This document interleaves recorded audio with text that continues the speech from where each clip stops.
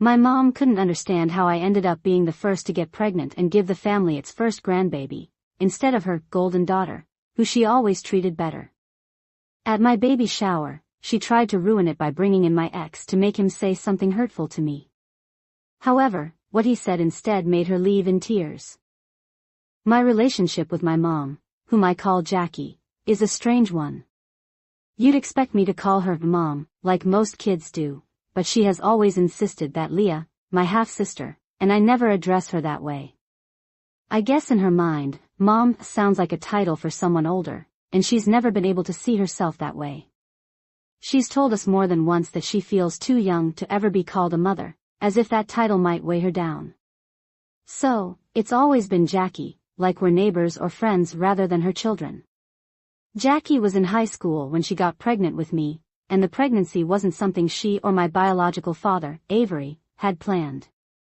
In fact, she always refers to it as an accident, a word that has weighed heavily on me over the years, whether she realizes it or not. Jackie and my dad were high school sweethearts, but they were young, reckless, and not exactly thinking about the consequences when they ended up in this situation.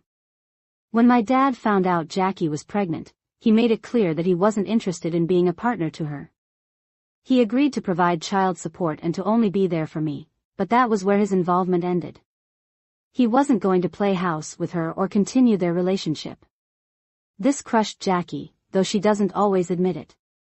She had expectations, however naive, of what their relationship might be like, and maybe, in some small part, she believed that having a baby would make things more serious between them.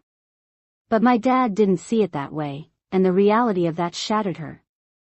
When I was born, things between Jackie and my dad didn't improve. In fact, if anything, they got worse. Jackie couldn't let go of the resentment she held towards him, and it showed every time he came around. My dad would come to pick me up for visits or just stop by to spend time with me, but instead of keeping things civil, Jackie would almost always pick a fight with him. She seemed to look for reasons to argue, even when there wasn't anything to argue about. She would lash out at him, sometimes over small, petty things and other times over bigger issues, mostly centered around her anger that he didn't want to be with her. I was too young to understand what was really happening at the time, so I didn't question her whenever she spoke poorly about my dad. Jackie would say things like, "He doesn't love you enough to marry me," or "Fathers are supposed to take care of their families, and your dad's just a deadbeat." As a child, I didn't have the capacity to process what she was really saying, but as I got older, I started to see things differently. I began to realize that my dad wasn't the villain Jackie made him out to be. In fact, he was the opposite. He was consistent. He visited me every weekend without fail, always on time and always eager to spend time with me.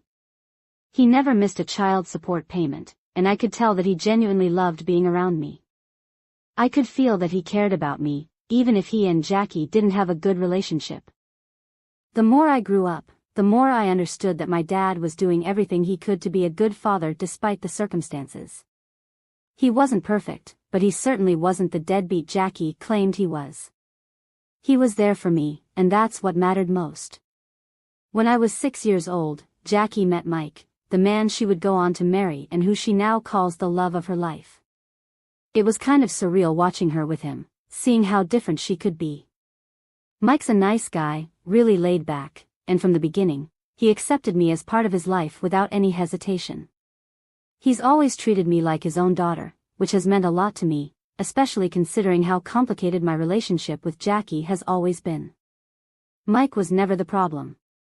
He was steady, kind, and he made an effort to be there for me in ways that Jackie often didn't. Not long after they got married, Jackie became pregnant again, this time with my half-sister Leah. When Leah was born, I was thrilled. I loved her from the start, and over the years, we've grown incredibly close. She's my best friend, and I'd do anything for her. But as much as I adore Leah, there's no denying that Jackie's treatment of the two of us has always been painfully unequal. From the time Leah was born, it was obvious that she was Jackie's favorite. Jackie showered Leah with love and attention in a way that I never experienced. I would watch them together. Jackie would light up around Leah, doting on her, buying her pretty little dresses with matching shoes, making sure she had every toy or thing her heart desired. Leah was, and still is, the apple of Jackie's eye. Meanwhile, I felt like an afterthought. Jackie was distant, almost cold towards me. She would hardly ever spend time with me, and when she did, there was this underlying tension as if my very presence bothered her. Of course, it made me jealous. How could it not? I watched my sister get all the love and attention I craved from Jackie, and it hurt. It's not like I didn't try to win Jackie's affection.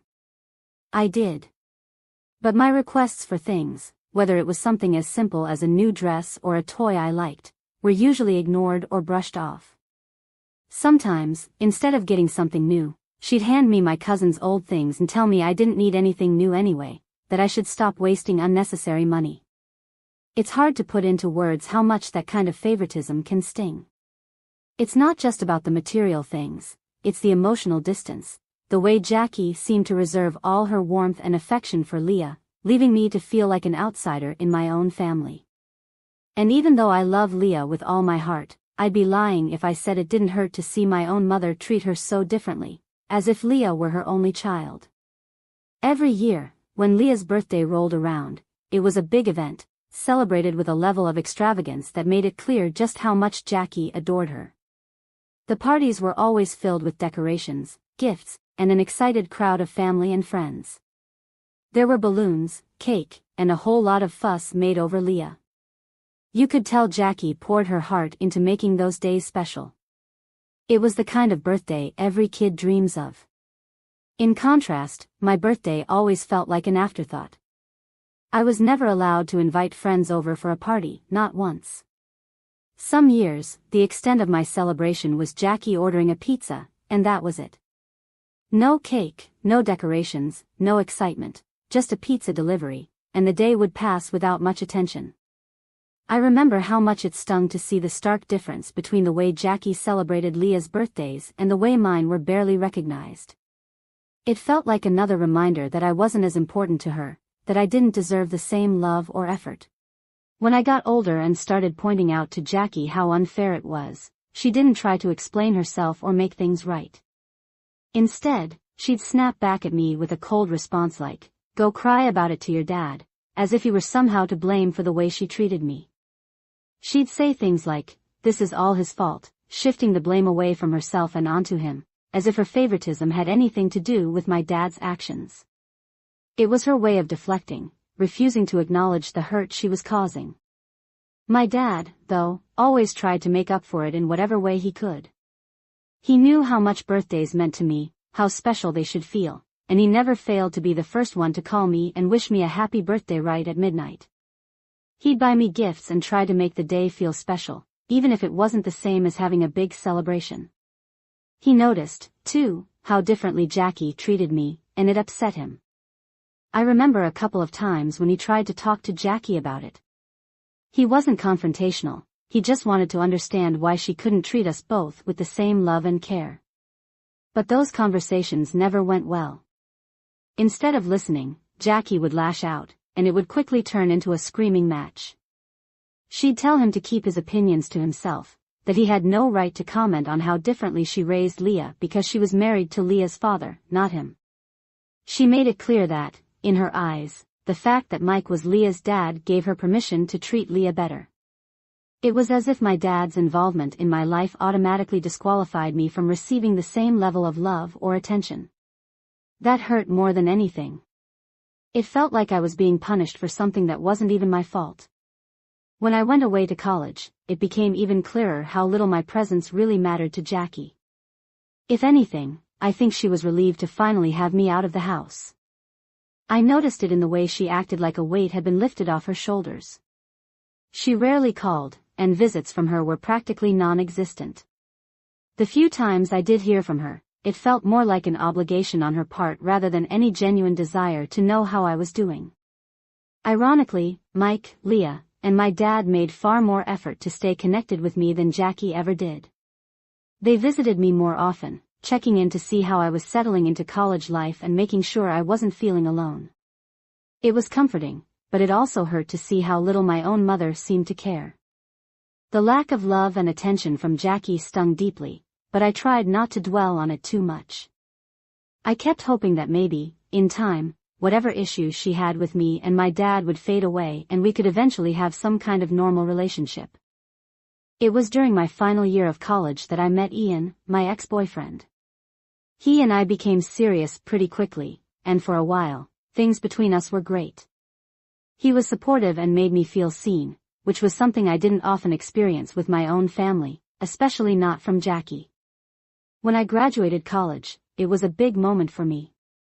My dad, stepdad, Leah, and even Jackie came to celebrate with me, but to be honest, Mike had to convince Jackie to come. I knew she wouldn't have shown up if it hadn't been for his persistence. Still, it meant something to have them all there on such an important day. That day, Jackie met Ian for the first time, and to my surprise, she seemed almost captivated by him. I didn't think too much of it at first, but then she started making these weird comments, like how she couldn't believe someone as handsome as Ian was with someone like me. The first time she said it, I tried to shrug it off. After all, I'd gotten used to Jackie making offhand remarks that were more hurtful than she probably realized. Or maybe she did realize, I'm not sure. Either way, I let it go, telling myself it wasn't worth the energy to confront her, but then she did it again. We were all having lunch together after my graduation ceremony, and right there in front of Ian and the rest of the family, she made another similar comment, implying that I wasn't attractive enough to be with him and joking if I was perhaps his charity case. This time, it wasn't just hurtful. It was downright humiliating, especially because she said it in front of Ian. I could feel the embarrassment rising in my chest, and I wasn't going to let it slide again. So I turned to her as calmly as I could and told her that the way she was talking about me and my boyfriend was creepy, and that I was more than just my looks. I wanted her to understand how inappropriate and uncomfortable her comments were, not just for me but for everyone at the table. Ian looked embarrassed by her comments as well. Even my dad, who usually tried to stay out of confrontations with Jackie, was clearly annoyed. He shot her a few warning glances, probably hoping she'd get the message and stop before things escalated. I could tell he didn't want to make a scene in front of Ian, but he was just as upset as I was. It wasn't just a small, thoughtless comment. It was another example of how she always seemed to find ways to put me down, even during one of the most important moments of my life. Apparently, after that graduation day, my mom and Ian became Facebook friends, which took me by surprise. Ian told me that she had sent him a friend request, and he asked if it was okay for him to accept. I didn't want to make a big deal out of it, so I said it was up to him. He accepted her request just to be polite because he knew, as well as I did, that if he didn't, she would bring up this issue in front of everyone else if she ever saw him next. It did feel odd to me that my mom, who had barely shown any interest in my life while I was away at college, suddenly wanted to stay connected with my boyfriend on social media. Over the 3 years that Ian and I dated, my mom maintained a polite, if distant, relationship with him. She would check in on him every now and then, leaving the occasional comment on his posts or sending him brief messages on Facebook. It wasn't anything overtly suspicious, but there was always an eerie familiarity between them. Jackie never gave me that kind of attention, but with Ian, she seemed more engaged. During my relationship with Ian, he did point out to me once or twice how he felt my mom was outright jealous of me and my life. He started pointing out all the little ways Jackie acted around me that made it seem like she was in some kind of competition with me. Whether it was the way she belittled me, her tendency to dismiss my accomplishments, or even her weird fixation on my relationships, I was taken aback. Jealous of me? The idea had never crossed my mind, and I had always chalked up her behavior to general hostility or unresolved issues with my dad. But Ian was insistent. He could see it from the outside, the way she would subtly undermine me and how she seemed almost bothered by the idea of me being happy with someone or successful in my career. At first, I resisted the idea.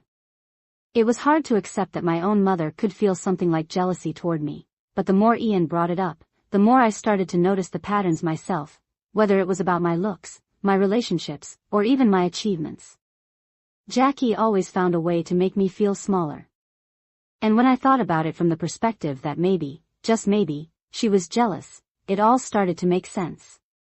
After that realization, I began to grow more cautious around Jackie. I found myself guarding my emotions more tightly, not letting her comments get under my skin as much. I wasn't sure what to do with the knowledge that my own mother might be jealous of me, but it definitely changed the way I interacted with her. I couldn't look at her behavior the same way anymore. What once felt like indifference or coldness now seemed more like a twisted sense of competition, and that thought, more than anything, made me distance myself emotionally from her even further.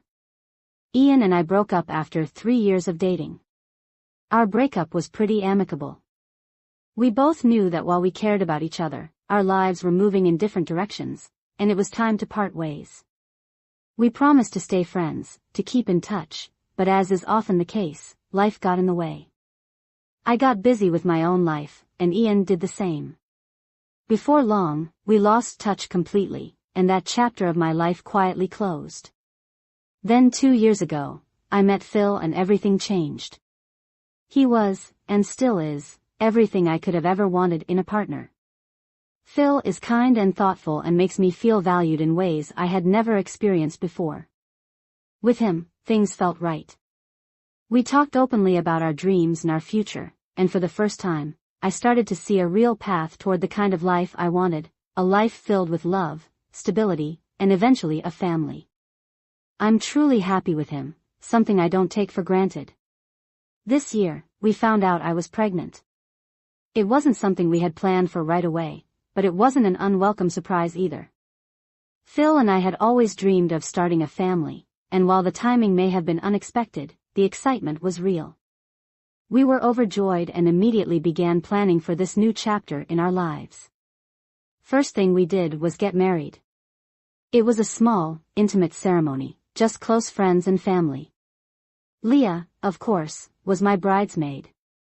Having her by my side on that day meant the world to me. Jackie, my mom, attended the wedding, but throughout the ceremony, I could sense her disapproval, though I wasn't entirely sure why. She looked frustrated, like something about the whole event bothered her.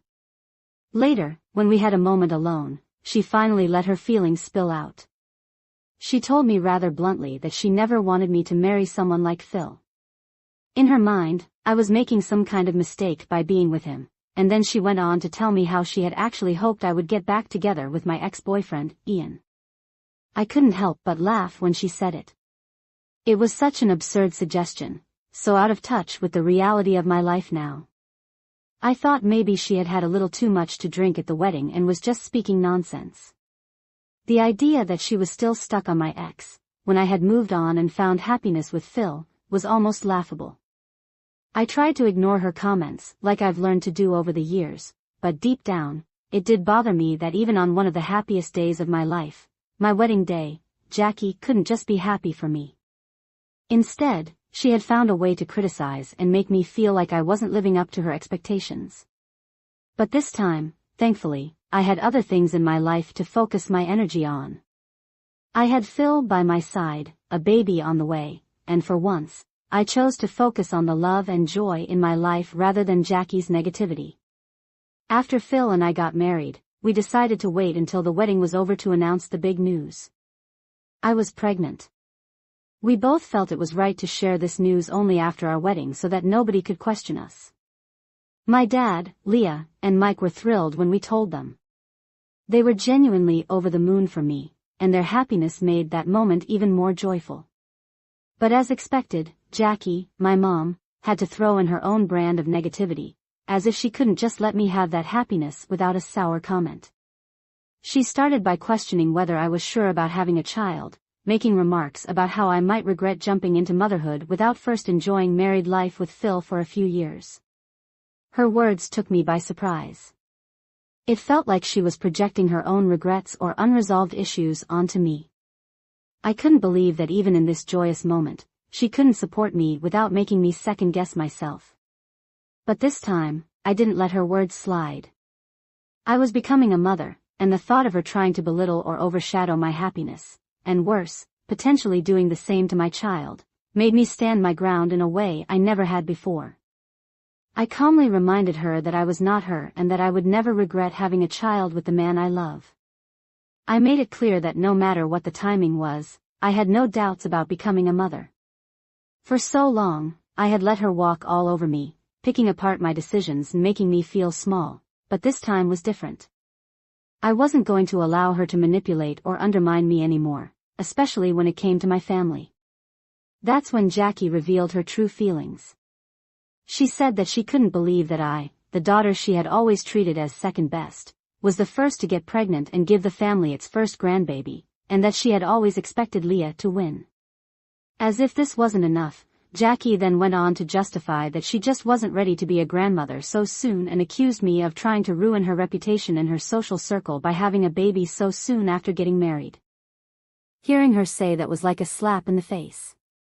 Not only did she outrightly insult me, but now my pregnancy, my joy, was somehow an inconvenience to her image. It was a shocking display of selfishness, even for Jackie. She wasn't worried about me or my future as a mother. She was only worried about how she would look to her friends. At that point, I had had enough. I firmly told her that if she truly felt that way, she wouldn't have any role in my child's life. I told her that if her reputation was more important than being a supportive mother and grandmother, then she was officially banned from my child's life and I would be going no contact with her. The conversation quickly escalated into a huge argument with emotions running high on both sides, but I asked her to leave.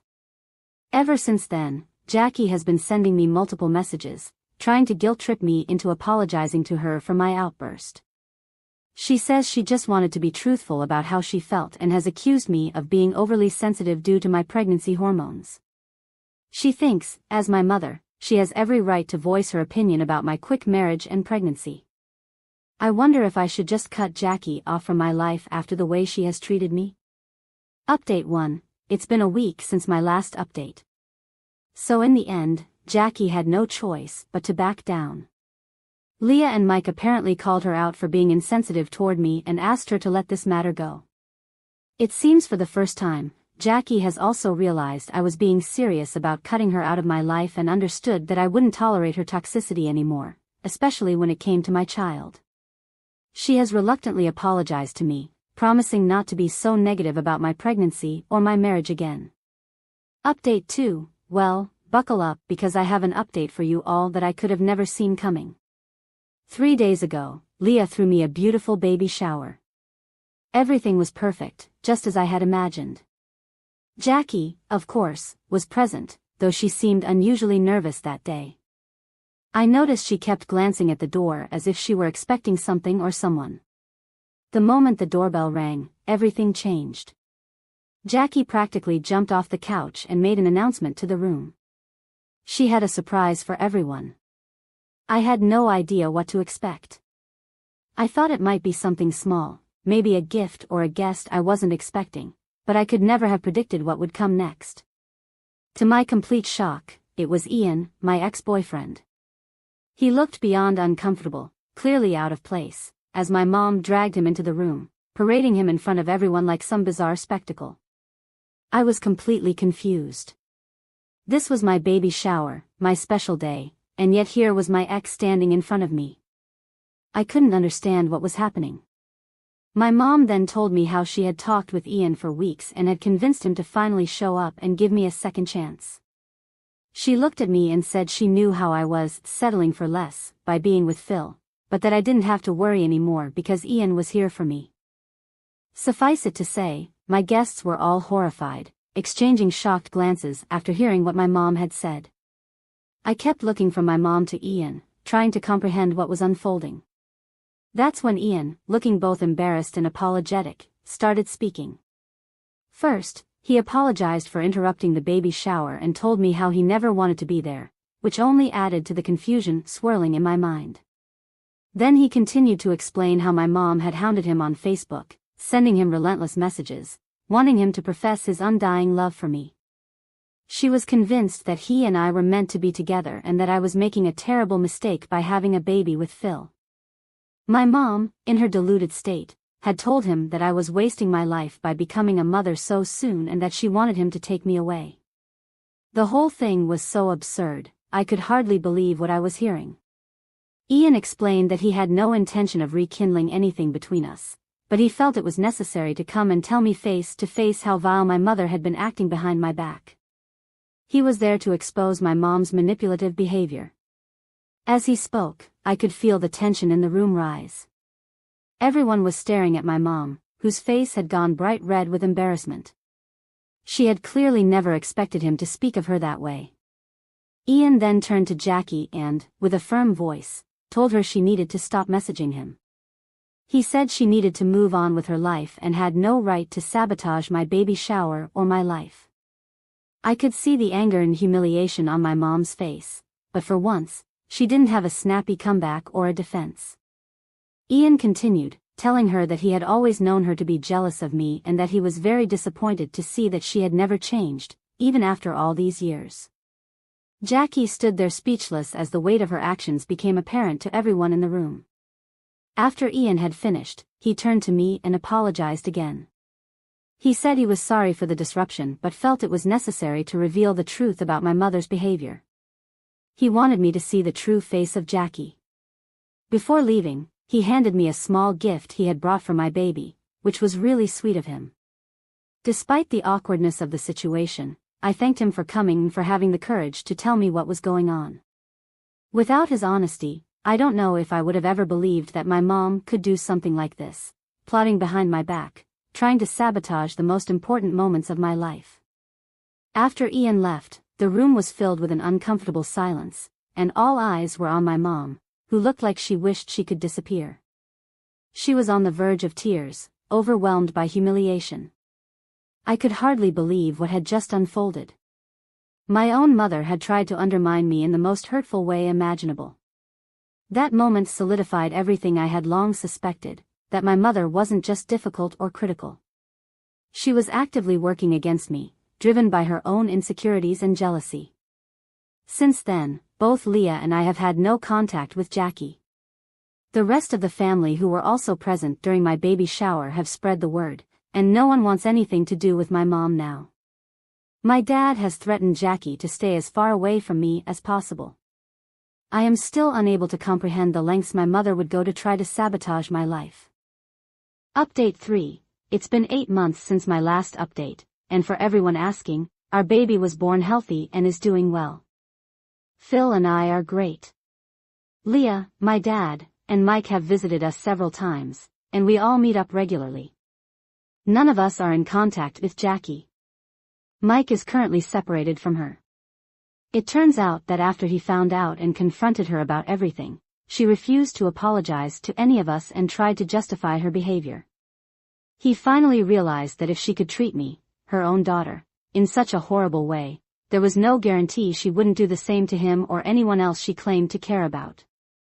Her selfishness knows no bounds, and he understood that he was better off without her.